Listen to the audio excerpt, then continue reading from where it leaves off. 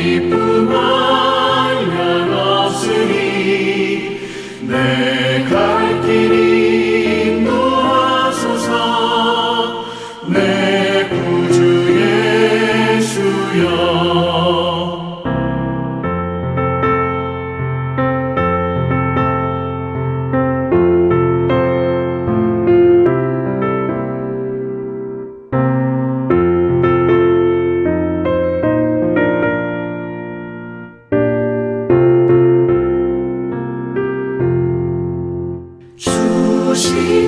십자가에 달리사 날 자유하게 했으니 내 몸과 마음을 주 위에 다 쓰게 하소서.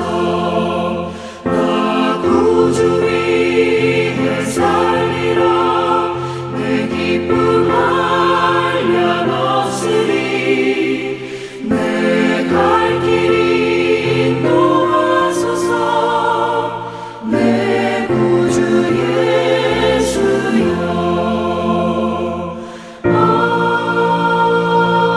아멘.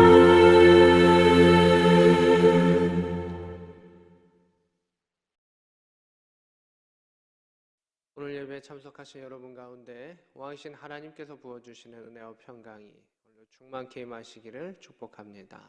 아멘. 오늘 창세기 9장의 말씀 함께 나누도록 하겠습니다. 먼저 9장 11절의 말씀입니다. 내가 너희와 언약을 세우리니 다시는 모든 생물을 홍수로 멸하지 아니할 것이다 라고 말씀하신 것을 보게 됩니다. 그래서 언약을 세우는 대상은 노아와 그와 함께한 아들들이었습니다.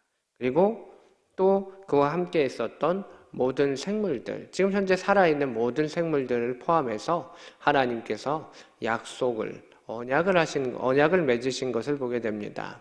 이 언약이라고 하는 것은 사람의 단어로는 약속이라고 할 수가 있고 또 법률이라고도 할 수 있고 계약이라고도 할 수가 있습니다. 근데 성경에서 나와 있는 이 언약이라고 하는 것은 좀 더 오피셜한 느낌을 가지고 있습니다. 사람과 사람들 가운데서는 말로써 약속을 하기도 하고요. 또 옛날식으로 말하면 손가락을 걸고 약속하기도 하고 다짐하기도 합니다. 근데 하나님께서는 이 언약이라고 하는 단어를 여기서 성경 안에 사용하셨는데 이 언약은 나라와 나라, 개인과 개인이 그것을 서명하고 약조하는 그런 의미를 가지고 있습니다. 예를 들어 집을 산다고 했을 때 그 집에 대해서 계약을 하고 또 서로가 사인하고 하는 것과 같은 그런 의미들이 여기 성경에 나와 있는 언약이라고 하는 의미이고 좀 더 오피셜한 의미를 갖고 있습니다. 왜 이 언약이라고 하는 단어를 쓸까요? 하나님께서는 왕이시기 때문입니다. 하나님께서는 창조주이시기 때문입니다. 그래서 계약의 주체로서 또 우리들에게 이야기하시는 겁니다. 당연히 하나님은 명령하실 수 있습니다. 야, 나 이렇게 할 거야. 나 이렇게 해야지 라고 말씀하실 수 있음에도 불구하고 우리를 존중해 주시는 것이죠. 결코 우리는 하나님과의 1대1의 계약에 동등한 권리를 가질 수 있는 그런 존재가 아닙니다. 근데 하나님은 우리를 그렇게 사랑해 주시는 것이죠. 높여 주시는 것이죠. 창조주와 피조물이 어떻게 같이 있을 수가 있습니까? 근데 하나님은 우리를 자녀로 생각해 주시기 때문에 그 동등하게 우리를 이렇게 세워주시는 그 모습을 보게 됩니다.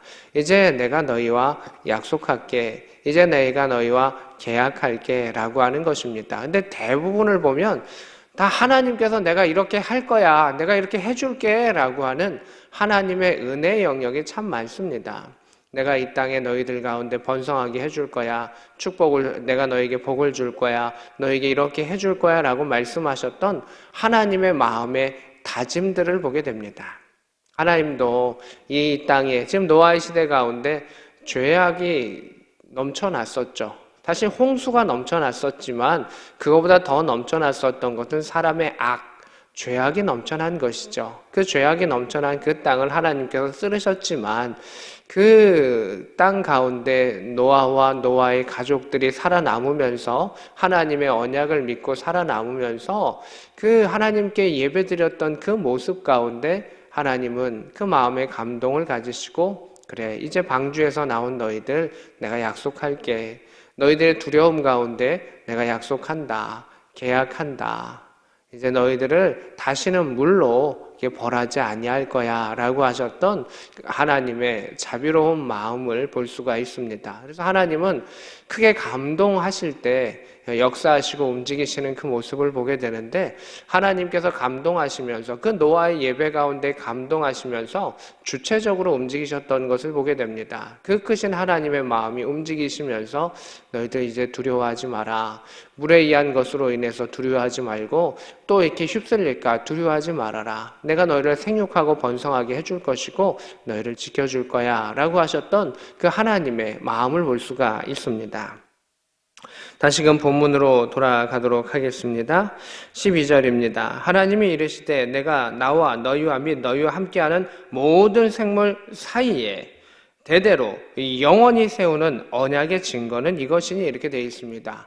하나님과의 사람과의 약속, 이 언약, 하나님과의 언약의 차이는 무엇이냐 하면, 하나님은 대대로 또는 영원히 세우시는 그러한 약속들이 있습니다. 또 하나님께서 어떤 기한을 두신다 할지라도 하나님의 기한은 참 긴 것을 보게 되고, 영원이라고 하는 약속을 하실 수 있는 유일한 이 하나님이시죠. 하나님께서 내가 대대로 영원토록 너에게 약속을 주고 또 너에게 복을 주고 너에게 이것을 줄 것인데, 그러면서 그 징표는 무지개다라고 하는 것을 보여주시는 것을 보게 됩니다. 아마 그 이전에는 무지개가 없었을 수도 있겠죠. 근데 하나님께서는 그 무지개를 보여주시면서 이제 이 무지개를 보아라. 이 자연현상이 있을 때마다 나도 생각하고 너희도 기억할 것이다. 앞으로 하나님께서는 다시는 너희들을 물로써 징벌하지 아니하실 것이고 쓸지 아니할 것이다 라고 하는 그 약속을 해주시는 것을 보게 됩니다.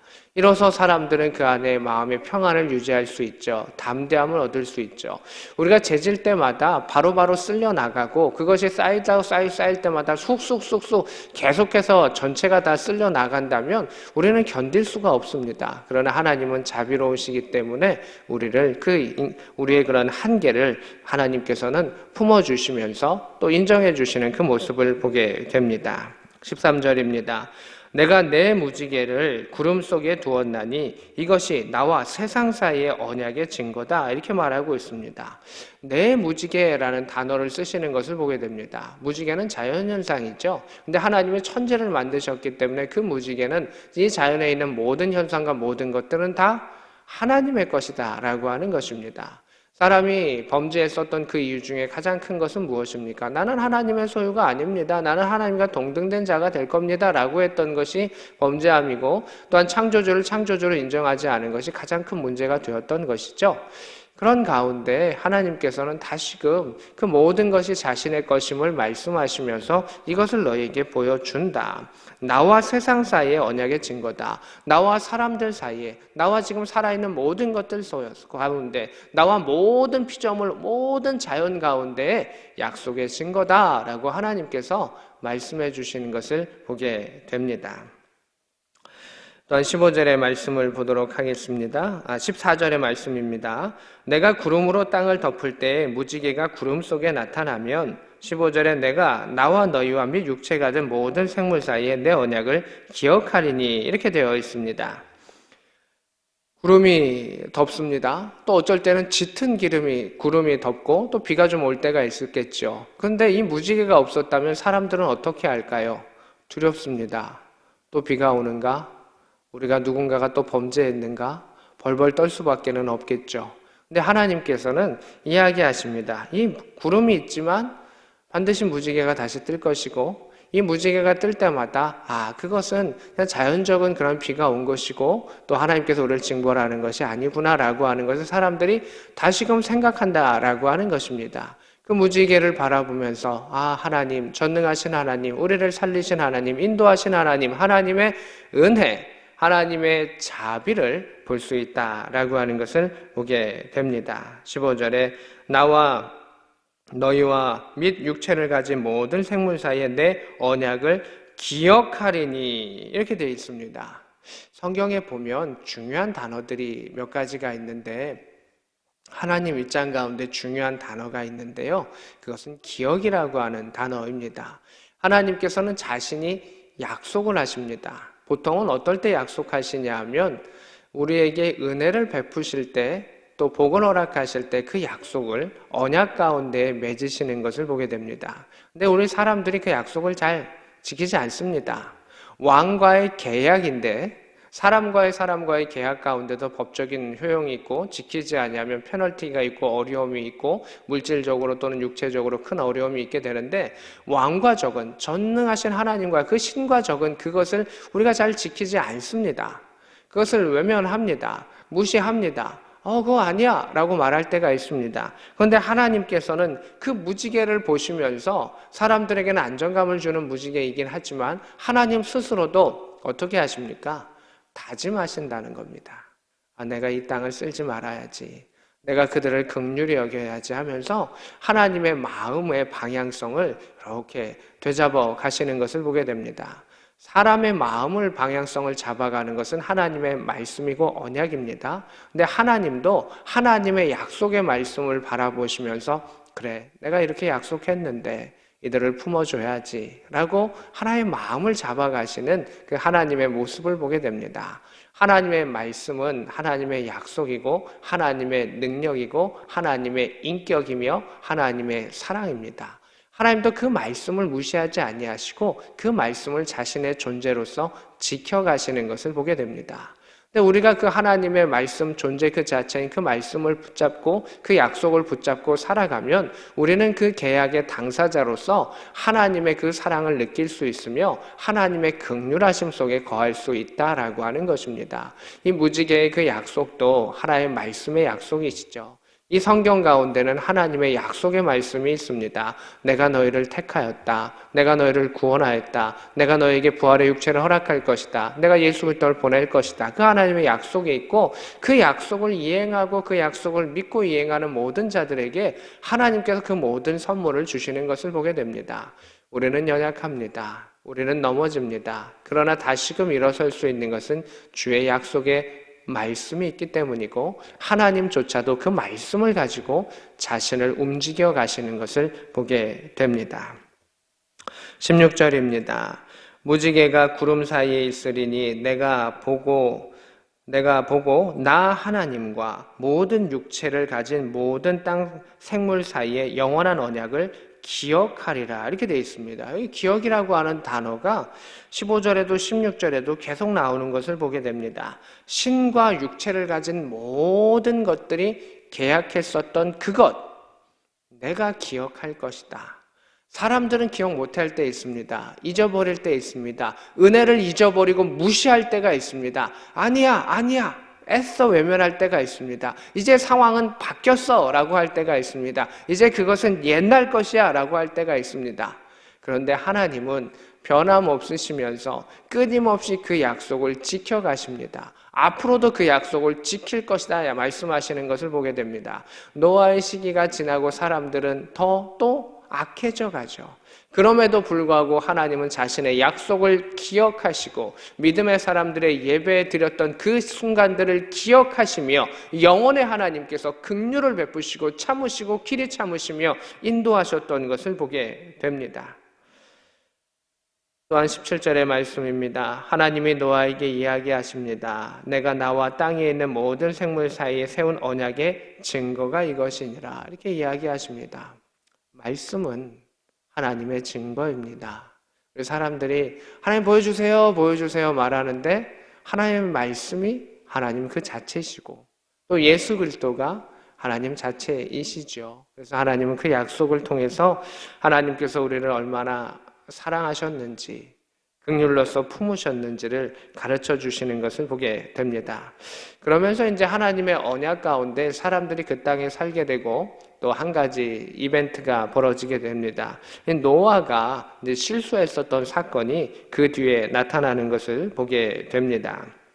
19절에 보면 노아의 세 아들로부터 나온 사람들이 온 땅에 퍼지니라 이렇게 되어 있습니다. 이건 이제 결과적인 것이죠. 이제 노아와 세 아들이 그 땅을 차지하고 정복하고 번성해 나아가는 그 모습을 보게 되고요. 20절에는 노아가 이제 그 땅에서 무엇을 했냐면 농사를 짓게 됩니다. 이제 그 땅이 농사도 지을 수 있는 땅으로 변하게 되었고 드디어 포도나무를 심게 되었습니다. 이 과실을 심게 되었던 것을 보게 됩니다.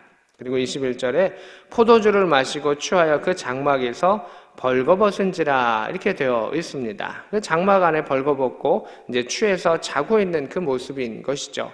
뭐 오늘날처럼 뭐 의복이 뭐 겉옷, 속옷 뭐 이렇게 갖춰지지 않았던 시기라고 생각을 합니다. 그래서 자신에게 있었던 그 얇은 겉옷이 아마 이렇게 흘러내리게 되었을 것이고 또 자는 중에 취하여 자는 중에 자신의 벗은 모습이 보여지게 되었을 것입니다. 22절입니다.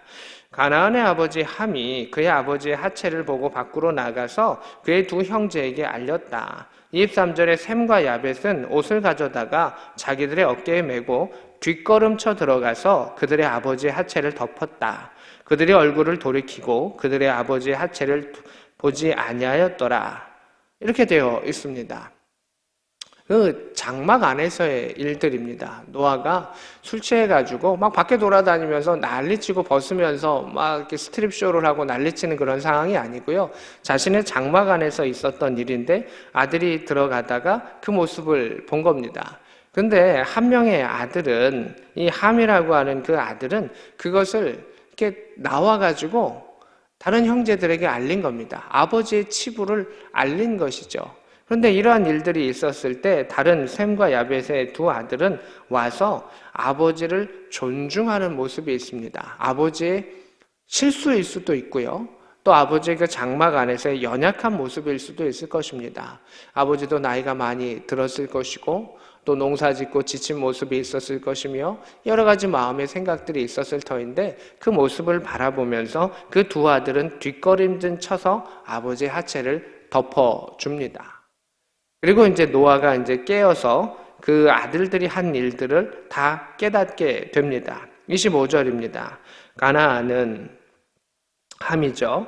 저주를 받아 그 형제의 종들의 종이 되기를 원하노라. 26절에 셈의 하나님 여호와를 찬송하리로다. 가나안은 셈의 종이 되고 27절에 하나님이 야벳을 창대하게 해사 셈의 장막에 거하게 하시고 가나안은 그 종이 되게 하시기를 원하노라. 이렇게 되어 있습니다. 이 말씀을 보면서 우리가 좀 잘 해석해야 되는 부분들이 있는데요.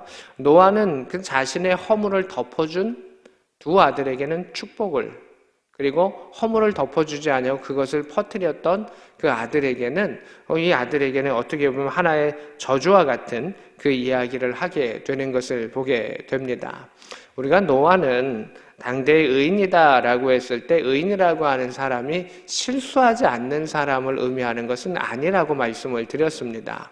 사람은 누구나 다 연약하고요. 이 땅에 있는 동안 실수하고 넘어질 수밖에 없는 존재입니다. 근데 저는 여기서 이제 중요한 것은 덮어주었다라고 하는 것입니다. 노아와 노아의 아들들이 예배를 드렸을 때 하나님 감동하시면서 그 땅의 은혜를 덮어주셨습니다.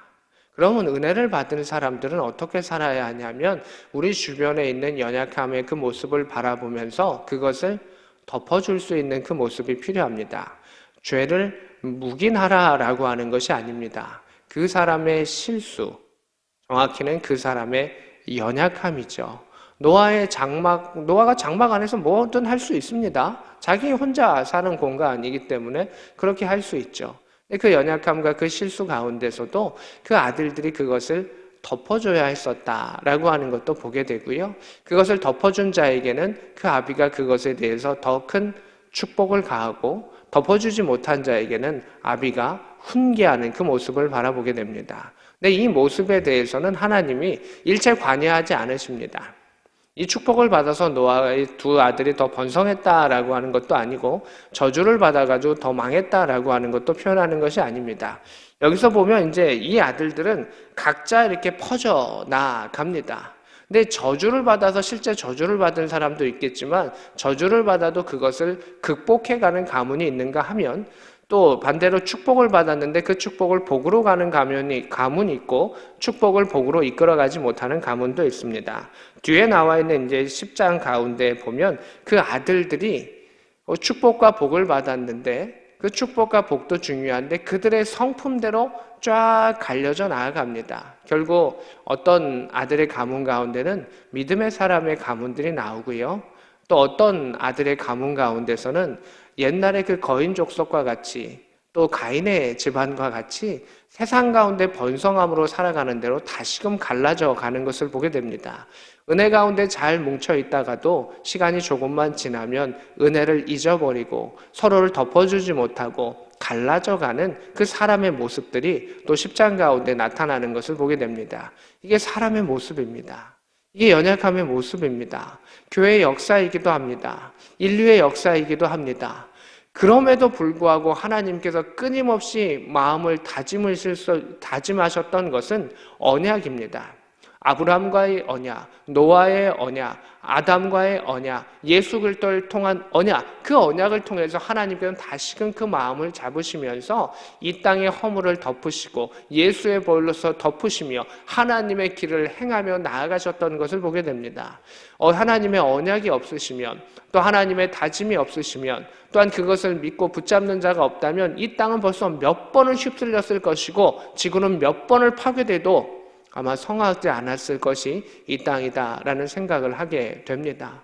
하나님은 이 땅을 죄된 것으로 덮은 것을 물로 하나님께서 정리하시면서 다시금 하나님의 사랑의 언약으로 덮어주시고 상처를 싸매어 주시는 것을 보게 됩니다. 은혜를 자주 잊어버리는 것이 우리 사람의 모습입니다. 즐거움과 고통 가운데 자신의 고통만을 바라보고 또 자신의 즐거움만을 바라보며 자신의 중심적으로 살아가는 것이 우리 인간의 모습이기도 합니다. 그것이 연약함이기도 하죠.